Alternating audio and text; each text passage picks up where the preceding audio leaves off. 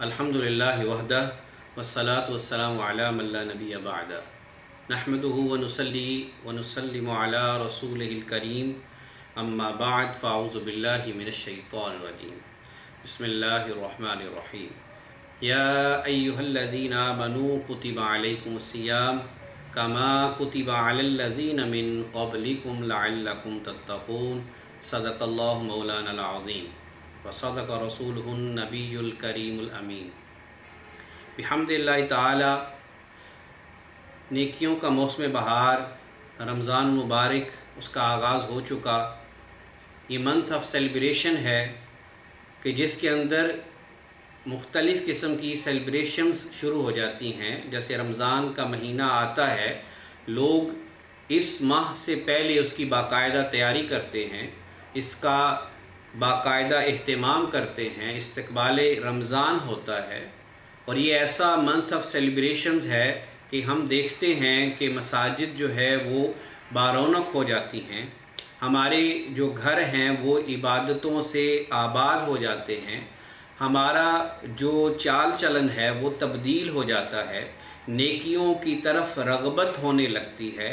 इंसान जो है वो अल्लाह से करीब हो जाता है, इंसान जो है वो नेकियों की तरफ उसकी रग़बत होना शुरू हो जाती है। और इसको नेकियों को मौसम बहार भी कहा गया है। और इसी नेकियों के मौसम बहार की वजह से इंसान के जो आमाल हैं, उसके जो अफ़आल हैं, उसका जो सवाब है वो 2 गुना बल्कि 70 गुना तक हो जाता है, जिसकी वजह से लोग बड़े ज़ौक़ के साथ, बड़े शौक़ के साथ इबादत का अहतमाम करते हैं, अज़कार का अहतमाम करते हैं। ये वो ख़ास महीना है कि जिसके अंदर अल्लाह ताला ने कुरान पाक को नाज़िल किया। जैसे कुरान में ज़िक्र है शहरु रमज़ान अल्लज़ी उन्ज़िला फ़ीहिल कुरान। ये वो महीना है कि जिसको सब्र का महीना करार दिया गया है। ये वो महीना है जिसको शहर मवासात कहा गया है। ये वो महीना है कि जिसके अंदर इन्फ़ाक़ फ़ी सबीलिल्लाह के अंदर लोग बढ़ चढ़ कर हिस्सा लेते हैं। इसके अंदर लोग सदका व खैरात करते हैं, अपना हाथ खोल कर जो है वो खर्च करते हैं। और ये वो ख़ास महीना है कि जिसके अंदर इंसान का रिज़्क़ बढ़ जाता है। हम अपने उमूमी जो हमारा दस्तरख़ान है वो 12 महीनों में अगर 11 रमज़ान के अलावा 11 महीनों में अगर देखें तो उस दस्तरख़ान और रमज़ान का जो दस्तरख़ान है वो हम देखेंगे वो रमज़ान का दस्तरख़ान कुशादा होता है। उसमें अनवा व अक़साम की जो नेमतें हैं वो हमारे दस्तरख़ान पे मौजूद होती हैं। यानी अल्लाह की तरफ से नेमतों का भी ज़हूर होता है, अल्लाह की तरफ से रहमतों का ज़हूर भी होता है। यानी ये वो ख़ास महीना है कि जो हुसूल तक़वा का ज़रिया है। यानी अल्लाह का ये एहसान मुसलमानों के ऊपर इतना बड़ा एहसान है कि हम उमूमी 11 महीनों के अंदर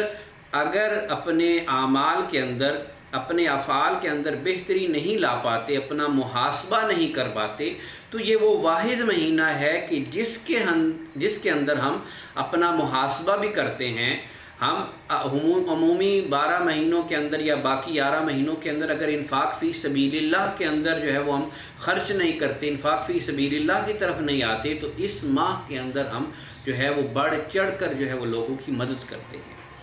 इस माह के अंदर जो है सबसे बड़ा जो है वो हमें सबक जो मिलता है वो सब्र का मिलता है कि इंसान सुबह सहरी के वक्त अल्लाह की रज़ा की खातिर वो सहरी करके भूख और प्यास काटता है और सारा दिन जो है वो रज़ा के लिए, अल्लाह की खुशनुदी के लिए वो इफ्तार तक हर किस्म के खाने और पीने से बचा रहता है, वो सब्र करता है। और इस सब्र की सिला के अंदर जो है वो अल्लाह ताला, जैसे कुरान में भी ज़िक्र है इसकी बहुत सारी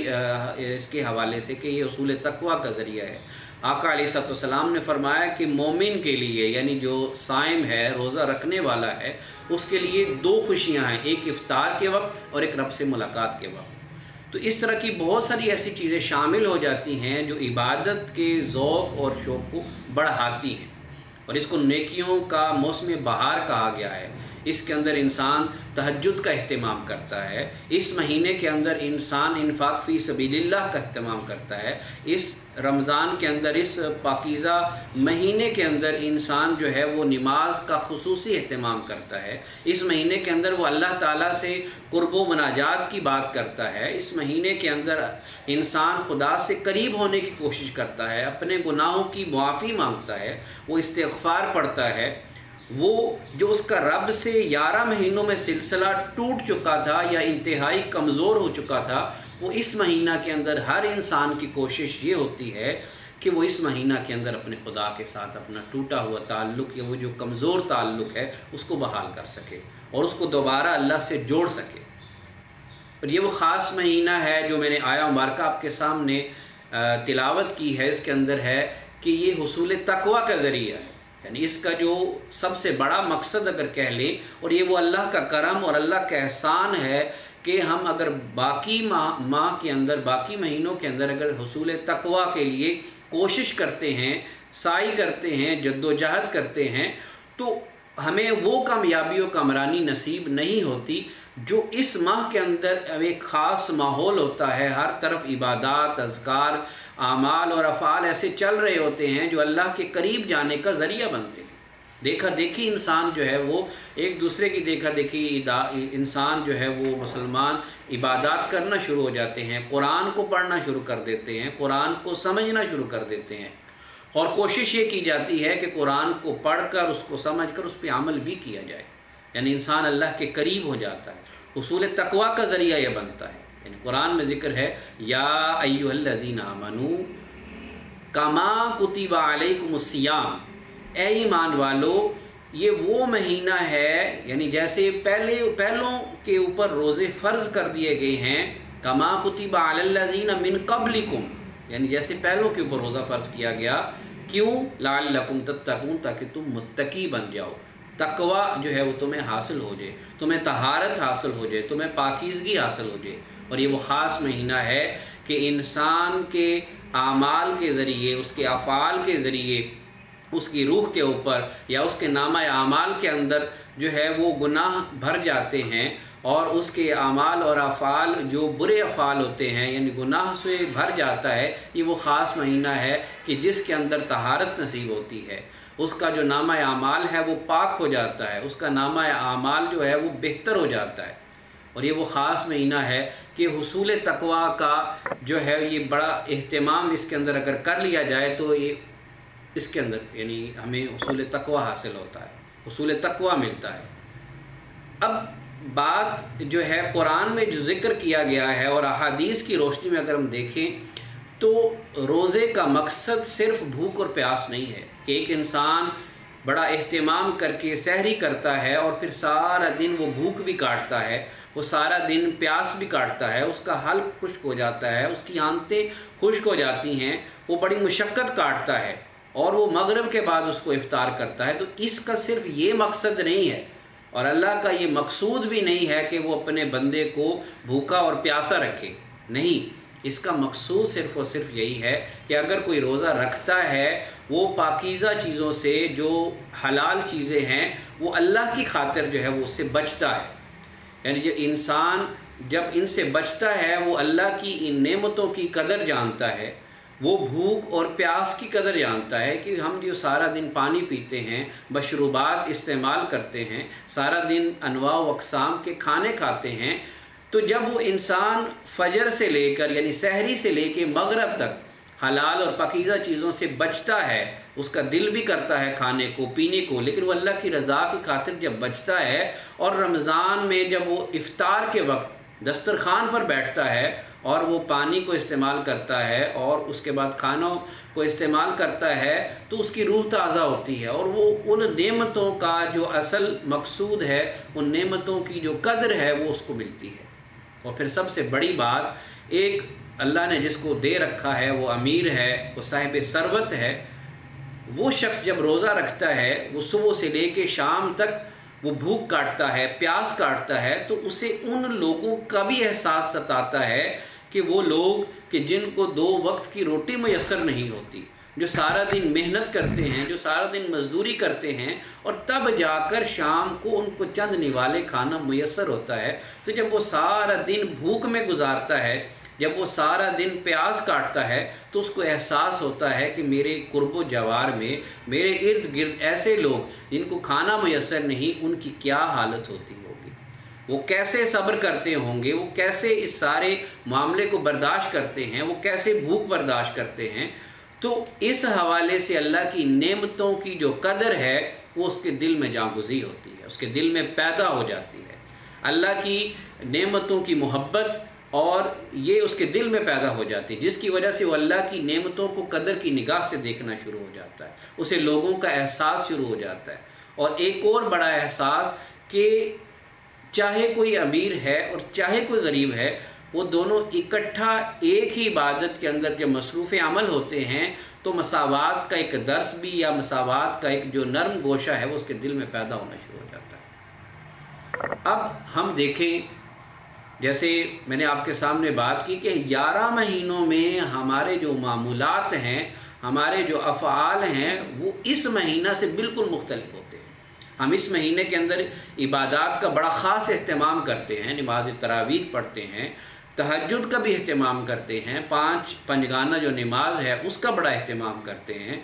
درود شریف کا اظہار کرتے ہیں، درود شریف کو پڑھتے ہیں، ذکر اذکار کرتے ہیں، استغفار کرتے ہیں، اس کے علاوہ یعنی صدقہ خیرات کرتے ہیں۔ یہ سارے نیک اعمال ہیں، یہ ہم کرتے ہیں، اس کے اندر بڑا اہتمام ہوتا ہے۔ لیکن باقی 11 مہینوں میں ہمارے یہ جو افعال ہیں یا یہ جو معمولات ہیں یہ کہاں چلے جاتے ہیں؟ تو اس سے ہمیں یہ پتہ چلتا ہے، اگر اس کو ہم ایک مثال کے ذریعے دیکھیں، کہ جیسے ایک بٹن ہے کہ رمضان آیا تو کسی نے بٹن وہ آن کر دی، ہم عبادات کرنا شروع ہو گئے، ہم نے نماز پڑھنا بھی شروع کر دی، ہم نے بھوکا رہنا بھی شروع کر دیا، ہم نے پیاسا رہنا بھی شروع کر دیا، ہم نے لوگوں کو صدقہ و خیرات دینا بھی شروع کر دیا، تہجد بھی شروع کر دی، استغفار پڑھنا شروع کر دیا، درود شریف پڑھنا شروع کر دی، سارے نیک اعمال کرنے شروع کر دیے۔ ایک چاند رات سے یہ معاملہ شروع ہوا، اور جیسے ہی دوسری چاند رات آئی، عید الفطر کی چاند رات آئی، کسی نے وہ سوئچ بند کر دیا، اور ہماری یہ جتنی بھی یعنی عبادات تھیں، جتنے بھی ہمارے معمولات تھے، یعنی جو ایسے لگتا ہے جیسے ہماری متاع اعمال جو ہے، ہماری متاع افعال ہے، ہماری جو متاع ایمان ہے، ہماری متاع عبادات ہے، وہ جیسے لٹ جاتی ہے، کوئی لے لیتا ہے ہم سے، کوئی ہم سے چھین لیتا ہے، یا ہم اس کو کہیں رکھ کر بھول جاتے ہیں۔ ایسی متاع کہ جیسے ہی رمضان ختم ہوا ہم واپس اپنے معمولات پہ آ جاتے ہیں۔ ہم وہ جو نماز پنجگانہ جس کا اہتمام بڑے ذوق کے ساتھ، بڑے شوق کے ساتھ، اور بڑے خشوع اور بڑے خضوع کے ساتھ جس کا اہتمام ہم رمضان میں کرتے ہیں، جیسے ہی رمضان ختم ہوا اس کے بعد ہمارے یہ معمولات اور یہ افعال اور یہ عبادات یہ سب کچھ ختم ہو جاتا ہے۔ یعنی ایسا لگتا ہے کہ جیسے یہ ایک خواب تھا، اور جیسے ہی ہماری آنکھ کھلی اس کے بعد یہ سارا معاملہ ختم ہو گیا۔ اب یہ رمضان ہماری زندگی کے اوپر کیوں اثر نہیں ڈال رہا، ہم اس کے بعد کیوں اس سے دور ہو جاتے ہیں؟ اس کی وجہ صرف اور صرف یہی ہے کہ رمضان سے قبل اور رمضان کے بعد کے جو حالات ہیں، یعنی روزہ جو ہے وہ ایک ہم مشق کا نام اس کو دے سکتے ہیں کہ ایک مشق شروع ہو گئی ہے کہ روزہ آیا، رمضان آیا، ہم نے عبادات کرنا شروع کر دی، مسجدوں کو بھرنا شروع کر دیا، تراویح کا اہتمام کیا، لوگوں کی افطاریاں بھی کروائیں، سارے نیک اعمال شروع کر دیے۔ نیکیوں کا موسم بہار جو ہے، نیکیاں بھی اس میں ہو گئی، لیکن یہ ہماری عادت نہیں بن سکا۔ یہ ہمارے روح کو تبدیل، یعنی ہمیں رمضان کے ساتھ ساتھ اس کی روح کو بھی سمجھنا ہے کہ رمضان کی روح کیا ہے، رمضان کے اندر ہمارے اعمال اور افعال کیسے ہونے چاہیے۔ یعنی ہم جب روزہ رکھ رہے ہیں تو صرف ہم نے بھوکا اور پیاسا نہیں رہنا، ہم اپنی آنکھوں کو بھی جو ہے وہ روزہ رکھوائیں، یعنی ہماری آنکھیں بھی جو ہے وہ روزہ دار ہونی چاہیے، ہمارے کان بھی روزہ دار ہونے چاہیے، ہماری جو زبان ہے وہ بھی روزہ دار ہونی چاہیے کہ اس سے کوئی گالی گلوچ، کوئی فحش، کوئی اس طرح کی بات جو ہے وہ نہ نکلے۔ ہر طرح کے ہمارا جو اعمال بطنیہ ہیں، ٹھیک ہے، وہ سارے کے سارے ایسے ہونے چاہیے کہ گویا رب کی رضا کی خاطر ہر قسم کے گناہ سے باز رہنا، یہ اس کی اصل روح ہے۔ اور یہ وہ روح تب بنے گی جب ہم اس کو اپنے اوپر لاگو کریں گے اور ہماری یہ زندگی کے اوپر ہمیشہ ہمیشہ کے لیے مہر ثبت ہو جائے گی، یعنی ہمیشہ ان اعمال کو ہم کرنا شروع کر دیں گے۔ تو اس کی روح کے لیے یعنی اگر ہم دیکھتے ہیں کہ ہم نے حدیث مبارکہ میں سن رکھا ہے، آقا علیہ السلام کا ارشاد گرامی ہے کہ رمضان کے اندر شیطان کو قید کر دیا جاتا ہے، جکڑ دیا جاتا ہے۔ تو پھر بھی اگر ہم اپنے ارد گرد دیکھیں، ہم اپنے جو ہم مسلمان بہن بھائی ہیں ان کو دیکھیں، ان کے اعمال کو دیکھیں، تو ہمیں ایسا نظر نہیں آتا۔ ہم اپنی آنکھوں کو جو ہے وہ محفوظ نہیں رکھ سکتے، ہماری جو سماعتیں ہیں وہ محفوظ نہیں ہیں، ہماری زبان سے جو الفاظ نکل رہے ہیں وہ اس تقدس کو پورا نہیں کرتے جو رمضان کا تقدس ہے، ہمارے جو ہاتھ ہیں ان سے وہ اعمال نہیں ہو رہے، وہ نیکی کی طرف نہیں بڑھ رہے، ہمارے قدم نیکی کی طرف اس جانب نہیں بڑھ رہے جس طرف رب کی رضا چاہتی ہے۔ تو اس کا مطلب صرف اور صرف یہی ہے کہ کوئی ایسی طاقت ہے کہ جو اس پاکیزہ اور بابرکت مہینے کے اندر بھی ہمیں ان چیزوں سے روک رہی ہے، اور وہ چیز ہے شیطان۔ تو جکڑ دیا جا چکا وہ ہے نفس، کیونکہ شیطان کو بھی شیطان کس نے بنایا؟ اس کے نفس نے بنایا۔ تو نفس کا محاسبہ کرنا، اپنے نفس کو سیدھا کرنا اور اپنے نفس کے اوپر جو ہے وہ قابو پانا، یہ اصل یعنی حصول تقویٰ کا ذریعہ ہے۔ اگر ہم نے اس ماہ کے اندر اپنی عبادات کے ذریعے خلوص نیت کے ساتھ اللہ سے یعنی اس کے اوپر کام کیا کہ اپنے نفس کے اوپر ہم نے غلبہ حاصل کر لیا، نفس مرتا نہیں ہے، نہ ہی نفس کو مارا جاتا ہے، نفس کے اوپر قابو کیا جاتا ہے، نفس کو جو ہے وہ نفس امارہ جو ہے، نفس ملہمہ، اس کو نفس مطمئنہ کی طرف سفر کروایا جاتا ہے۔ اب نفس کو کیسے بہتر کیا جا سکتا ہے، نفس پر کیسے قابو پایا جا سکتا ہے؟ ایک بزرگ سے کسی ان کے جاننے والے نے، چاہنے والے نے یہ سوال کیا کہ نفس کو کیسے جو ہے وہ بہتر کیا جا سکتا ہے، نفس کی اصلاح کیسے کی جا سکتی ہے؟ تو انہوں نے کہا کہ نفس کو خاموشی کے خنجر سے قابو کرو، یعنی جو خاموشی ہے، جیسے حدیث مبارکہ میں سنتے ہیں کہ یہ ہلاکت سے بچاتی ہے، کہ جو خاموش ہو گیا وہ ہلاک ہونے سے بچ گیا، یعنی وہ نجات پا گیا۔ اسی طرح پھر انہوں نے کہا کہ اس کو صبر کی جو تلوار ہے اس سے زیر کرنے کی کوشش کرو، اور اپنی تنہائی کے نیزے سے جو ہے وہ اس کو زیر کرو۔ تو اسی طرح اس مہینہ کے اگر ہم معمولات کو دیکھیں تو اس کے اندر لوگ جو ہے وہ خاص طور پہ جو رمضان کی روح کو پانے کی کوشش کرتے ہیں، وہ اپنے آپ کو فضول قسم کے القابات، فضول قسم کی جو گفتگو ہے یا فضول قسم کی جو ہمارے معمولات ہیں یا بات چیت ہوتی ہے، وہ سے اپنے آپ کو بچاتے ہیں۔ وہ صرف ضروری بات کرتے ہیں تاکہ ان کے منہ سے کوئی ایسی بات نہ نکل جائے کہ جو روزے کے تقدس کو خراب کر دے، جو رمضان کے جو اللہ کا مہمان ہے ہمارے پاس اس کے تقدس کو نہ خراب کر دے،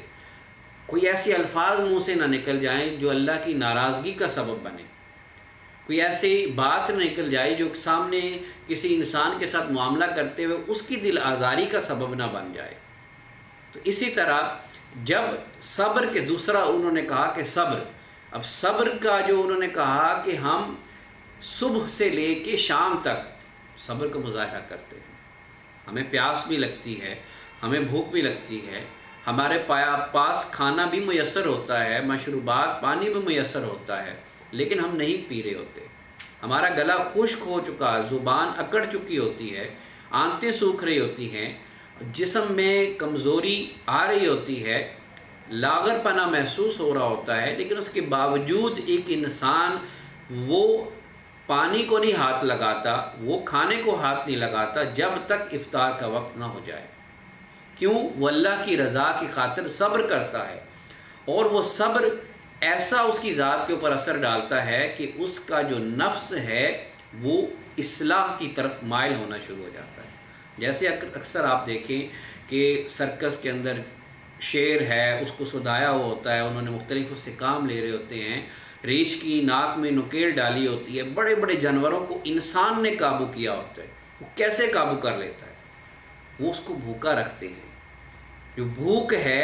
وہ وفاداری پیدا کرتی ہے، جب ایک जानवर को भूखा रखा जाए और उसके बाद फिर उसको जब खाना दिया जाता है तो वो अपने मालिक का बड़ा शुक्रिया अदा करता है, फिर वो उसकी इताअत और फरमाबरदारी करना शुरू कर देता है। वो फिर उसको जिस अंदाज से सिखाता है, जो भी उससे काम करवाना चाहता है, उसकी जैसे ट्रेनिंग करना चाहता है, वो वैसे ही ट्रेन हो जाता है, क्योंकि उसको पता है कि ये मेरा वो मालिक है कि जो मुझे मेरी भूख को पूरा करेगा, मेरी भूख की जो कमी है उसको पूरा करेगा। तो इसी तरह ये महीना हमें मालिक से कुर्बत अता करता है, हम मालिक के करीब हो जाते हैं, हम अल्लाह के करीब हो जाते हैं। उसकी वजह क्या है? उसकी वजह ये है कि हम जब सारा दिन भूख काटते हैं, प्यास काटते हैं, तो अल्लाह की नेमतों का जो तक़द्दुस है, अल्लाह की नेमतों का जो एहतराम है, उसकी जो कदर है, वो हमारे दिल में जो है वो बस जाती है कि हम सारा कुछ होते हुए अल्लाह की रज़ा की खातिर जब वो सारा सफ़र करते हैं, सहरी से लेके जो है इफ्तार तक, और उसमें रब की रज़ा शामिल होती है, तो उसके बाद जब हमें नेमतें मुयस्सर होती हैं, पानी का एक घूंट जब हमारे हलक में उतरता है, वो हमें कितनी फ़रहत बख्शता है, हमें बाकी 11 महीनों में इसका कोई इदराक नहीं होता। और खाने का एक लुकमा जब हमारे मैदे में जाता है और हमारे मैदे में हमारी आंतों को तरावट बख्शता है, फ़रहत बख्शता है, ताकत बख्शता है, तो वो जो एक खुशी होती है और वो खाना जो आपको वो लज्जत देता है, जितना जो है वो आपको पसंद है, वो जो खुशी है वो आपका अंग अंग, आपका जिस्म का एक एक हिस्सा जो है वो मालिक की बारगाह में उस वक्त शुक्राने की हालत में चला जाता है। वो शुक्र अदा कर रहा होता है कि मालिक तेरा शुक्र है कि इतनी प्यास के बाद, इतनी जो है वो भूख के बाद तूने मुझे पाकीज़ा रिज़्क दिया। तो उस पाकीज़ा रिज़्क को जब आप इस्तेमाल करते हैं, उस पाकीज़ा मशरूबात को, पानी को जब आप इस्तेमाल करते हैं, तो उसका जो असर है वो सिर्फ़ आपके जिस्म के ऊपर नहीं बल्कि आपकी रूह को भी ताज़गी बख्शता है और इंसान मालिक के करीब हो जाता है। वो जैसे इंसान, जैसे जानवर जो है वो अपने मालिक से वफ़ादारी का फ़ैसला कर लेता है, वो जो उससे अमल करवाता है, वो जो उसकी ट्रेनिंग करता है, वो उसी ट्रेनिंग के मुताबिक हो जाता है। तो इसका मकसूद यानी जो हुसूल तकवा का महीना करार दिया, ये भी एक ट्रेनिंग है। अल्लाह ताला हमें इस महीने के अंदर एक ख़ास माहौल के अंदर, एक ख़ास अंदाज में मुख्तलिफ़ कवानीन के तहत कि आपने ये काम करना है, इतने बजे सहरी करनी है, इस वक्त इफ्तार करना है और इतना वक्त जो है वो आपने ऐसे भूख और प्यास के साथ गुजारना है। ये जितने भी यानी एक ट्रेनिंग का ये एक फ़ेज़ है। और इस ट्रेनिंग का असल मकसद ये है कि आप पूरा महीना ट्रेनिंग करें और उसके बाद बाकी 11 महीने उसी ट्रेनिंग के तहत गुजारें। हम जैसे एक समझने के लिए मिसाल है कि जो आर्मी है, अब आर्मी में कोई भर्ती होता है, कोई ऑफिसर है, कोई किसी भी रैंक पे पहुंचा है, उस रैंक पर पहुंचने से पहले हम ये देखते हैं या सुनते हैं कि उनको ट्रेनिंग का जो एक ख़ास फेज़ होता है, एक ख़ास मरहला होता है, वो 1 साल है, 2 साल है, वो जितना भी वक्त होता है वो उस ट्रेनिंग में गुजारते हैं। और उस ट्रेनिंग के अंदर उनको भूखा भी रखा जाता है, प्यासा भी रखा जाता है, उनके ऊपर वज़न भी लादा जाता है, उनसे यानी इंतहाई मुशक्क़त आमेज़ जो है वो उनसे काम करवाए जाती हैं, एक्टिविटीज़ करवाई जाती हैं और उनसे यानी वो ऐसे काम करवाए जाते हैं कि जो उनकी जिस्म को यानी उनकी जिस्म से, उनकी ताकत से बाहर का होता है, लेकिन वो ट्रेनिंग करने के साथ साथ वो उसमें इतने माहिर हो जाते हैं और उसके बाद उनको जो है वो रैंक दे दिए जाते हैं। तो अगर हम भी चाहते हैं कि हमारा अल्लाह की नज़र में कोई मर्तबा हमें मिल जाए, हमें कोई रैंक मिल जाए, कोई दर्जा हम हासिल करना चाहते हैं, तो हमें इस ट्रेनिंग के अंदर ये जो रमज़ान का महीना है, ये पाकीज़ा महीना है, नेकियों का मौसम बहार है, इसके अंदर हमने ट्रेनिंग करनी है। और ट्रेनिंग इस अंदाज से करनी है कि जब हम ट्रेनिंग से पास आउट हों तो हमें एक अच्छा रैंक मिले, हम अल्लाह की नज़र में जो है वो गुनाहों से पाक हो चुके हों, अल्लाह के महबूब बन चुके हों, अल्लाह के नेक बंदों में शामिल हो चुके हों, या अल्लाह के नेक बंदों के रस्ते के ऊपर चलने वाले बन चुके हों, जिसका जिक्र हमें सूरह फातिहा में मिलता है कि अल्लाह हमें दुआ करना सिखा रहा है कि ऐसे दुआ मांगो, सिरातल लज़ीना अनअमत अलैहिम, हमें उन लोगों के रस्ते पर चला कि जो तेरे इनाम याफ्ता हैं। भाई इनाम याफ्ता कौन लोग हैं? ایک اور مقام پر ذکر ہے اولئک الذین انعم اللہ علیہم من النبیین والصدیقین والشہداء والصالحین، یعنی یہ 4 گروہ، بڑے گروہ بتا دیے کہ وہ نبی ہیں، وہ صدیق ہیں، وہ شہداء اور صالح لوگ ہیں۔ یہ وہ لوگ ہیں کہ جو اللہ کے انعام یافتہ بندے ہیں، تو ان لوگوں کے رستے کے اوپر وہ چلنا شروع ہو جاتا ہے، یعنی یہ ایک درجہ اس کو مل گیا کہ وہ اللہ کے نیک بندوں میں شامل ہو گیا اور اللہ کے نیک بندوں کے رستے پہ چلنا شروع ہو گیا۔ تو یہ ٹریننگ ہے۔ اگر کوئی اس ٹریننگ کے اندر اپنے آپ کو جو بدعات ہیں، سیئات ہیں، یا اس طرح کی بالکل ایسی فضولیات ہیں اس میں مشغول کر لے گا، جو اس کی جو اصل روح ہے، اس کا جو اصل مقصود ہے وہ حاصل نہیں کرتا، وہ اللہ سے قریب نہیں ہوتا، وہ تقوی حاصل نہیں کرتا، وہ باقی معاملات کے اندر اپنی آنکھ کو، اپنی کان کو، اپنے سارے جو اس کے بدن کے جو حصے ہیں ان کو اللہ کی رضا کی خاطر ان کو مشغول نہیں کرتا، تو اس ٹریننگ کے بعد بھی اس کے ہاتھ کچھ نہیں آتا۔ جیسا کہ ہم دیکھتے ہیں ہمارے ارد گرد، ہم اپنے اعمال کا اگر جائزہ لیں تو ہمیں ایسا ہی نظر آتا ہے، جیسے میں نے آپ کو پہلے مثال دی کہ ایک سوئچ لگا ہے کہ ایک چاند رات کو ہم نے عبادات کرنی شروع کر دی ایک خاص ترتیب کے ساتھ، جیسے ایک جو ہے وہ چلتا ہے، سلسلہ چلتا ہے کہ دیکھا دیکھی کام کرنا شروع کر دیا، اور جیسے ہی دوسری چاند رات آئی عید الفطر والی تو ایک سوئچ کسی نے بند کر دیا، اس کے بعد ہم دوبارہ اسی پرانی روٹین پر آ گئے، وہی ہم نے نماز کو چھوڑ دیا، مسجدیں ویران ہو گئیں۔ ہماری زندگی کے اندر سے ہم جو اپنی زبان کو پورا مہینہ محفوظ رکھے ہوئے تھے، اپنی سماعتوں کو محفوظ رکھے ہوئے تھے، اپنے ہاتھ کو اور پاؤں کو محفوظ رکھے ہوئے تھے، گناہوں سے بچا رہے تھے، وہ ہم دوبارہ ان گناہوں میں مشغول ہو جاتے ہیں۔ نماز ہماری زندگی سے ایک دم سے غائب ہو جاتی ہے۔ اب نماز کے 2 مقاصد ہیں۔ ایک مقصد تو یہ ہے کہ جو دنیاوی ہے کہ نماز بے حیائی اور فحاشی سے بچاتی ہے، برائی سے بچاتی ہے۔ اس کا دوسرا مقصد کیا ہے؟ جو اخروی مقصد ہے کہ یہی نماز آپ کو جنت بھی عطا کرے گی۔ نماز دین کو ستون قرار دے دیا گیا۔ اگر کوئی نماز نہیں پڑھتا تو اس کا مطلب یہ ہے کہ اس نے دین کا جو ستون ہے وہ گرا دیا، زمین کی جو دین کی عمارت ہے وہ منہدم ہو گئی۔ تو ہم یہ بھی ہم نے جو ہے حدیث مبارکہ میں سن رکھا ہے، آقا علیہ السلام نے فرمایا کہ نماز جنت کی کنجی ہے۔ تو اگر کوئی نماز نہیں پڑھتا تو اس کا مطلب یہ ہے کہ وہ دنیا کے اندر بھی اس کو برائی اور فحاشی سے نماز نہیں بچا رہی، اور اخروی طور پر یعنی دنیاوی جو نتیجہ نکلنا تھا وہ نتیجہ یہ وہ حاصل شخص نہ کر پایا، تو اخروی نتیجہ یعنی اس نے جنت حاصل کرنی تھی، جنت میں جانا تھا، تو وہ تو کبھی نتیجہ حاصل نہیں کر سکے گا۔ تو قرآن میں تو ذکر ہے کہ نماز آپ کو جنت کی طرف لے کے جاتی ہے۔ احادیث کے اندر جو ہے وہ بے شمار احادیث ہیں کہ نماز وہ واحد ایسی عبادت ہے کہ جو کفر کے درمیان اور اسلام کے درمیان فرق کرنے والی چیز ہے۔ تو ہمیں اس مہینے کے اندر خاص اہتمام کرنا ہے، صرف ایک جو ہے وہ بھوکا رہنے کی اور پیاسا رہنے کی مشق نہیں کرنی، بلکہ اس مہینے کے اندر ہم نے اللہ کی جو رحمتیں ہیں، اللہ کی جو نوازشیں ہیں، اللہ کی جو عنایات ہیں، ان کو سمیٹنے کی کوشش کرنی ہے، پورے خلوص نیت کے ساتھ اپنے تمام جو سابقہ گناہ ہیں ان کی معافی طلب کرنی ہے، اللہ سے قریب ہونے کی